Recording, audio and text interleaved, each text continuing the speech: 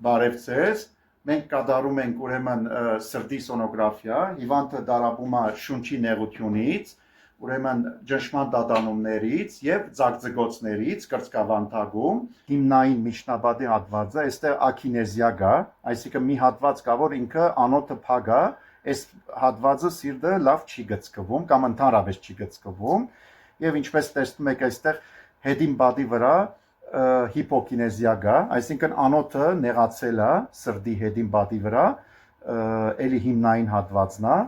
անոթի նեղացում կա, դրա համար ինքը թույլ է գծկվում եւ ինչպես տեսնում եք այստեղ ջեղ կա, այսինքն ձախ բորոքի հետևը, այս ջեղը ինքը հեղուկի գուտակում է։ Փականները տեսնում ենք այստեղ փականային հետ հոսք կա, տեսնում եք այստեղ բադերը լավ հաստացած է եւ հետին բադը նույնպես ինքը բավականին լավ բադերի հաստացում է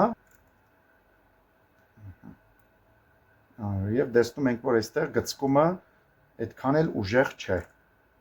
ընդհանուր գծկումը միջբորոքային միջնաբադի գծկումը ձախ բորոքի ուրեմն բադերը լավ չի գծկվում քանի որ անոթները ըստ երևույթին նեղացել է եւ այնտեղից էլ առաջացել է սրտի իշեմիկ հիվանդություն Շնորհակալություն եւ հեղուկի գուտակում ենք նկատում թոքերում այստեղ տեսնում եք